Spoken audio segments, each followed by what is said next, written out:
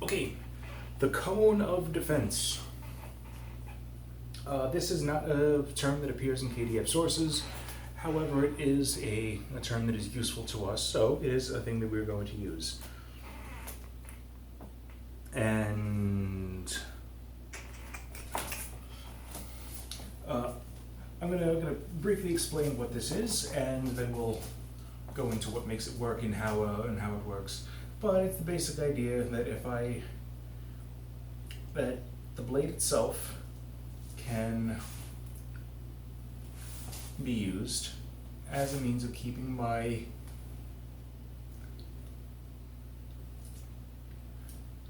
body safe by drawing a line that travels outside of my silhouette.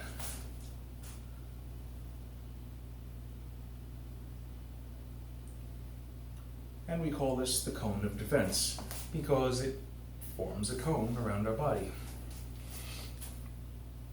So I'm going to backtrack into things about how this actually works, and we're going to do what I call the stupid tank game.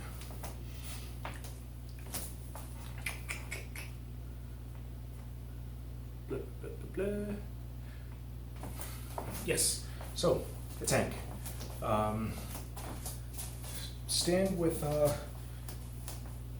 Don't keep it. Don't go into a neutral stance. Put your feet just kind of right out here. Go into Langort. If it's helpful, you can put your pommels sort of against your belly button, and then coming up onto our toes like we did when we did the twist. We're going to, again, sword is always sticking straight out, square to the hips.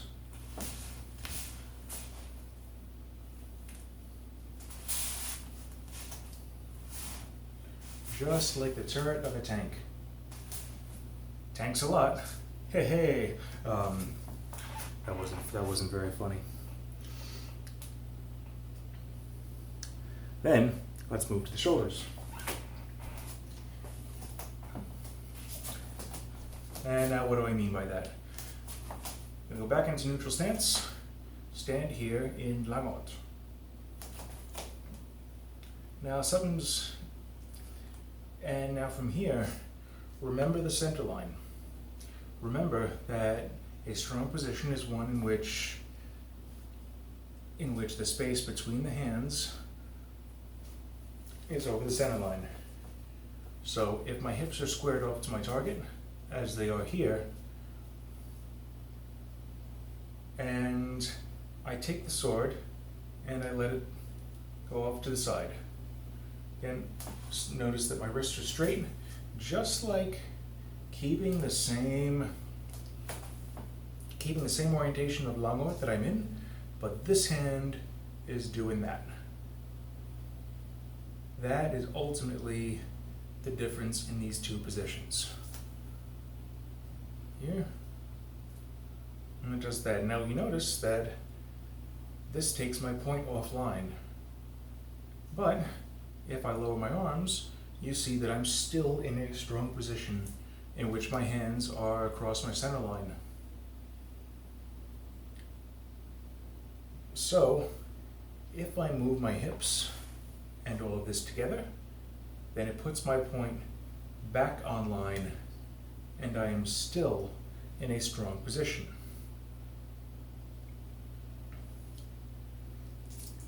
If I return to, again, the same Langort, my tip is once again offline, and I must return it to center. When I do both of these things at the same time, I get a very slight hip rotation that rotates this shoulder internally very slightly, but that's okay. We have more support around the area, and my shoulder blades are still down and back as I do this. So that little bit of internal rotation there, not going to kill you.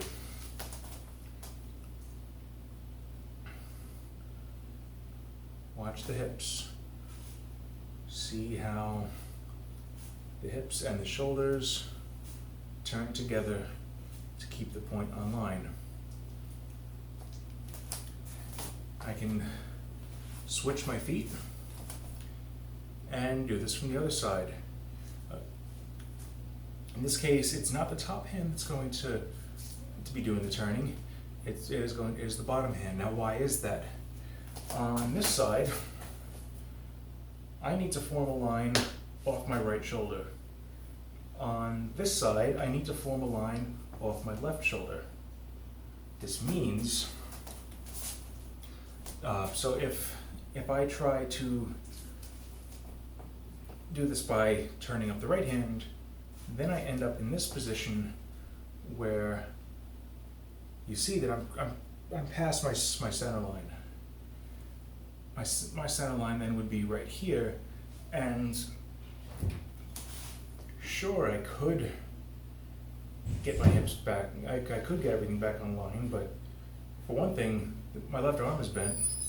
Not a great position to be in. This one. This is the arm that needs to do the moving. Now you see that both my arms are straight. Now I can create some structure. So I'll start with by switching my feet for this. And once again, very tiny little bit of hip rotation. And that brings my point back online. This can also be done with the other leg. Again, this arm turns down. Little bit of hip rotation requires a little more external rotation from this foot. This is just like the drill that we did, giving lateral pressure from neutral stance.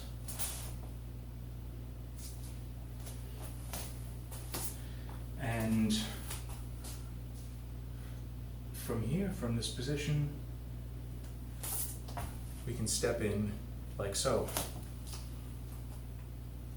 We can oppose the opponent's blade by stepping further out this way. Perhaps our opponent is giving a great deal of pressure. Again, don't do any stepping across just yet. But know that it is in fact an option.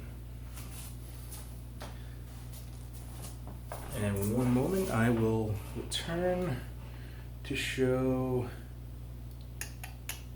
to show the effect with another blade.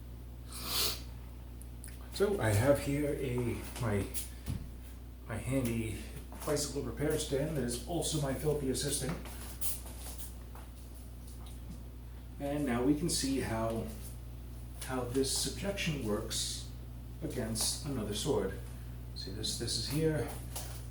If I were to just come in long arch without addressing the blade, then I run directly into it.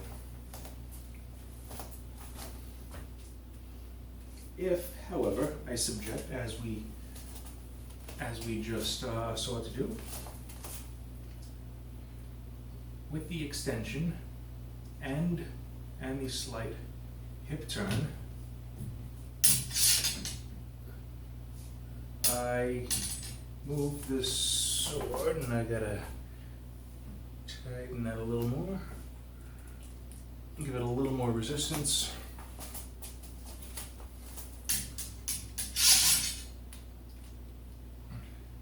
Now, because look at the line that's formed here. Now, when I step in,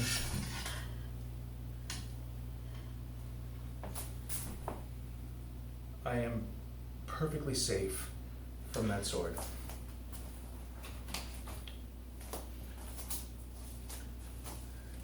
Same idea on the other side.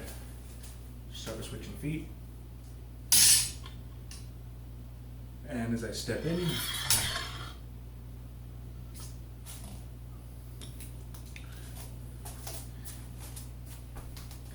even if I don't switch feet, even if I remain in my neutral stance with my left foot forward,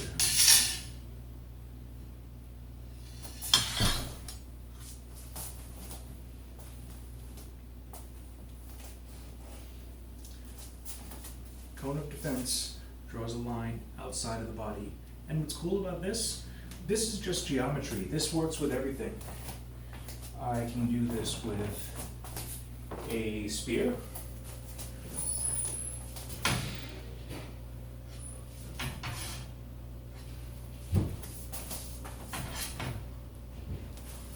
I can do this with a rapier.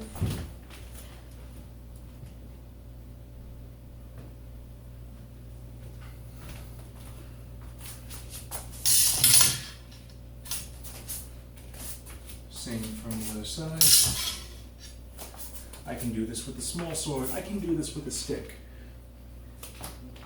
This little principle of geometry here is something that just applies to all weapons. Now, if we ignore the fact that this is a sword, I can do this with empty hands. I can do this with my fists. We do stuff like this with wrestling. Suppose this is my opponent's arm, and I want to wrap that up. Cone of defense. Create a line that extends outside of your body, and you will keep yourself safe.